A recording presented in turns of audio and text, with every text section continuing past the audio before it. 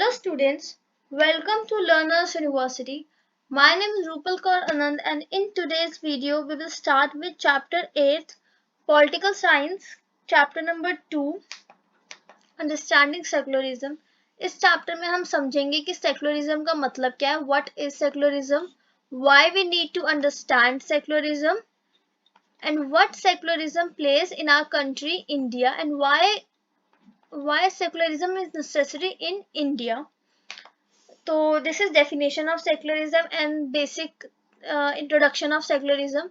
Secularism refers to the separation of religion from state. That means state या फिर country का decisions से religion को separate रखना है. That means religion plays its own role and state, the power of state is different. It plays its own role. When we talking, because in India there are many religions, जिसमें से Hinduism, Islam, Sikhism, Buddhism, Christianity. There is a lot of religion in our country, इसलिए it's very necessary to keep the religious matters different from the political matters that affect the country, that affect the like it affect the what is betterment for this country. Indian constitution allow individual the freedom to live by their religious beliefs practices as they interpret this. We all have the freedom to practice our religion. इसलिए हमारे India में एक strategy को adopt किया गया. In this strategy, power of religion is separated from power of state. State अपने decisions लेंगे and religion का अलग importance है, state की power का अलग importance है. यहाँ पे state का मतलब है country obviously, कि कंट्री के पॉलिटिकल डिसीजंस रिलीजन के बेस पे नहीं होंगे और रिलीजियस मैटर्स और पॉलिटिकल मैटर्स को अलग रखा जाएगा.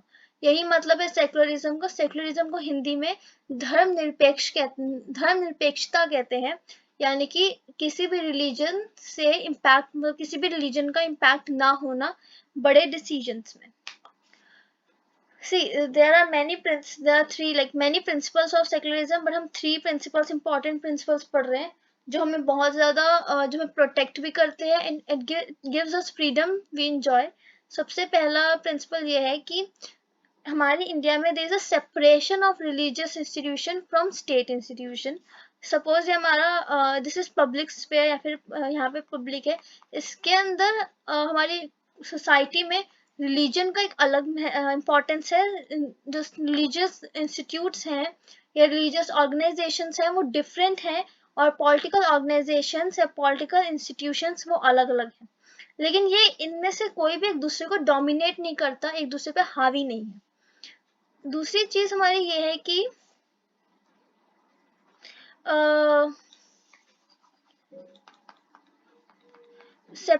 freedom to practice one's faith or belief without harming others. In India, everyone can practice their religion, but हम दूसरों के religion को harm नहीं कर सकते, ठीक है, change नहीं कर सकते, ठीक है. अपने अपने religion को हम हर कोई celebrate कर सकता है, enjoy कर सकता है, but दूसरों को harm नहीं कर सकते. इक्वालिटी, सब में इक्वालिटी है, जितने भी so that our religious beliefs or lack of them does not put any of us at an advantage or disadvantage. Everyone has a equality. कोई भी religion के basis पे discrimination नहीं होता सेक्युलरिज्म में. ये principles है सेक्युलरिज्म के. अब इंडिया में there is Hinduism, Jainism, Buddhism, Sikhism, Islam and Christianity, and in between there is written India. अब क्वेश्चन ये है कि इंडिया में it's why it is important to separate religion from state.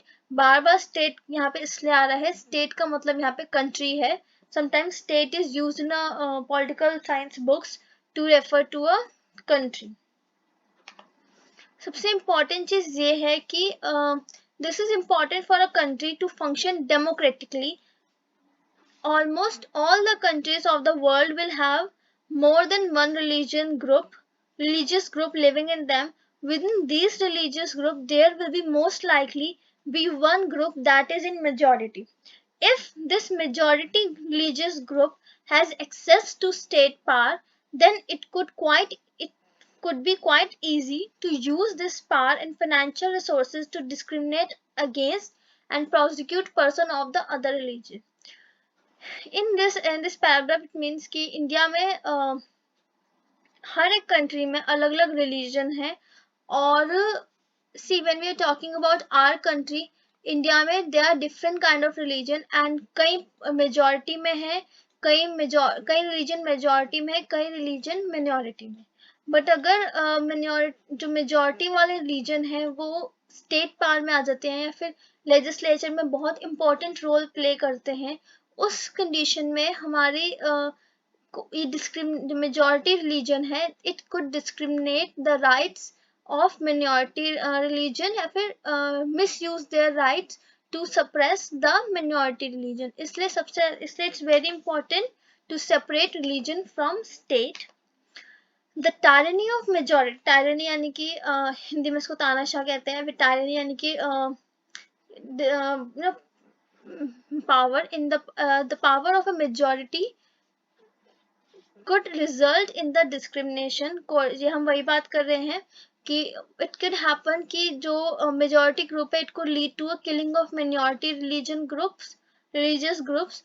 The majority could easily prevent minorities from practicing their religion and इस basis पे India में chaos create हो सकता है इसलिए the tyranny of a majority and the violation of fundamental rights that can result in one of the reason why it is important to separate state from religion in a democratic societies.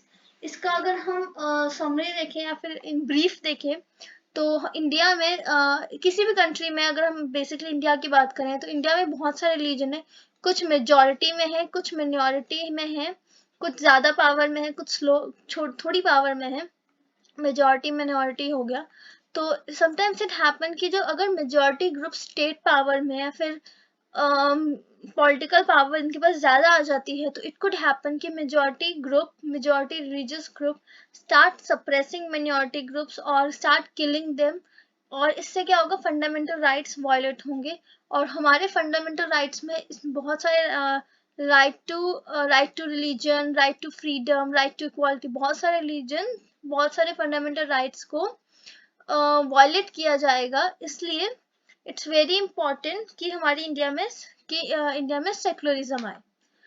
Second reason ये है कि we need to protect the freedom of individual.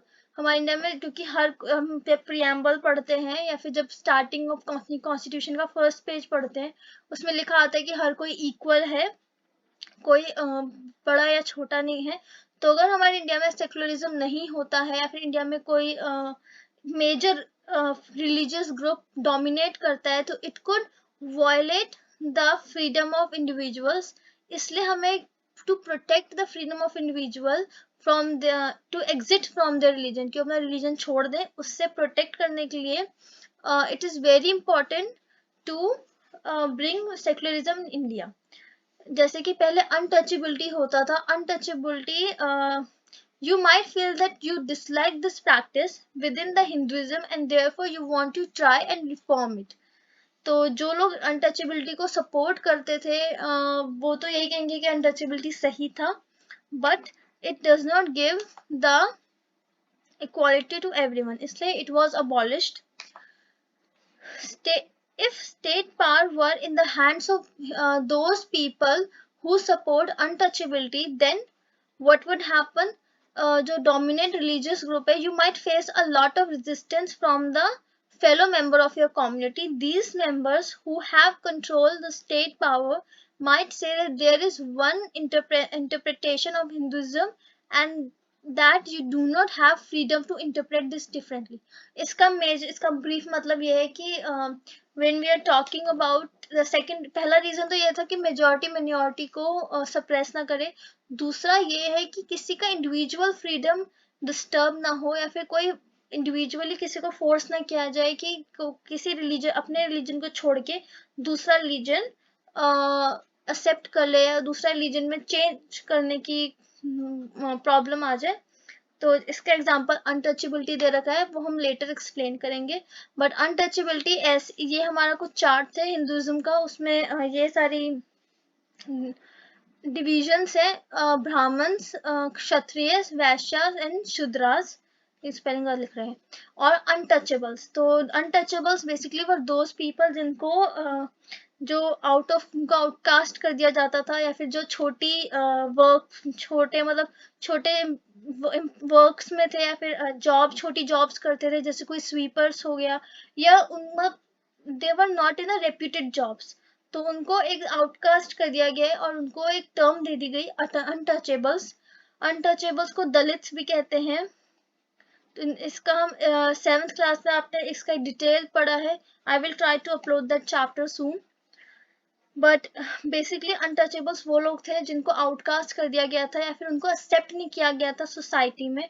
ये divisions हैं जिस divisions के according मतलब Brahmins को ज्यादा इंपॉर्टेंस देनी, उससे कम क्षत्रिय को, ये सारे और ब्राह्मण जो प्रीस्ट होते थे, क्षत्रिय जो वॉरियर्स थे, वैश्यास जो लैंड ओनर्स ट्रेडर्स थे बेसिकली, और शूद्रास जो पीजेंट्स थे या फिर फार्मर्स थे। तो ये सब डिवीजन ऑफ पावर है, या फिर इसी डिवीजन के अकॉर्डिंग अनटचेबल्स को एकदम अलग कर दिया गया था। अब हम पढ़ेंगे कि इंडियन सेकुलरिज्म का क्या मतलब है, या फिर हम जब इंडिया में सेकुलरिज्म का मतलब पढ़ते हैं तो क्या है इसका मतलब। According to Constitution, only a secular state can realize the objective to ensure the following. क्या हमें इंश्योर करना जरूरी है कि one religious community does not dominate other. सबसे इम्पोर्टेंट चीज इंडिया में ये होना चाहिए कि कोई भी एक रिलीजन दूसरे पे डोमिनेट ना करे, सारे रिलीजन्स के बीच में इक्वालिटी हो। दूसरा reason, some member do not dominate other member of same religion. अब ये भी इशू है, सपोज ये हमारे एक रिलीजन है, ठीक है, अभी सपोज हम इसमें एक्स रिलीजन मान लेते हैं, इसके अंदर भी कुछ जो अच्छे लोग हैं, फिर जो पावरफुल, इकोनॉमिकली पावरफुल है, कि इधर वे इसके बीच में भी सपोज दो टाइप के लोग हैं, एक ए है और एक बी है। ए मेजॉरिटी में है, एक्स रिलीजन है, और इसके बीच में दो किस्म के लोग हैं, ए एंड बी। अब ए पावर, एक ए मेजॉरिटी में है, या फिर ए ज्यादा इकोनॉमिकली अमीर है, तो ऐसा भी नहीं होना चाहिए कि सेम रिलीजन के बीच में दो, एक ग्रुप दूसरे को डोमिनेट करे या दूसरे को सप्रेस करे। ये तो होता है कि दो रिलीजन्स के बीच में कोई भी डोमिनेट ना करे, बट ये भी इम्पोर्टेंट है कि सेम रिलीजन के बीच में दो ग्रुप्स आपस में एक दूसरे को सप्रेस करने की या फिर डोमिनेट करने की कोशिश ना करें। तीसरा है that state does not enforce any particular religion, और ये भी चीज इंपॉर्टेंट है, स्टेट या कंट्री को स्पेसिफिकली, जैसे हमारी सेक्युलर स्टेट है तो हम सबको इक्वालिटी देते हैं। जो जिन स्टेट्स में क्रिश्चियनिटी, या फिर जिन स्टेट्स में प्रॉपर मेन इस्लामिक स्टेट्स हैं, जो वहाँ पे एक पर्टिकुलर रिलीजन है, वही लोग फॉलो करते हैं। तो इंडिया में ऐसा है कि state does not, India does not enforce any particular religion nor take away religious freedom of individual. मतलब इंडिया में, इंडियन जो गवर्नमेंट है या इंडिया में ऐसा नहीं है कि आपको यही पर्टिकुलर रिलीजन को मानना पड़ेगा। Everyone is following their own religion, practising their own religion, and कोई किसी को जबरदस्ती ये नहीं बोला जाता कि आप कन्वर्ट हो जाओ या चेंज हो जाओ। सबको रिलीजियस फ्रीडम है इंडिया में। इसके बाद इससे हम the Indian state works in ways to prevent about the domination. अब क्या क्या इंडियन करते हैं, इंडियन स्टेट है, इंडियन कंट्री क्या क्या करते हैं to protect our country, to protect the religious rights and religious clashes in our country, ये हम अगली क्लास में पढ़ेंगे। If you understand this concept, please like this video and share it with your friends. And if you have any doubt, you can ask me in the comments. So that is it for today. We'll see you in the next video. Have a good day.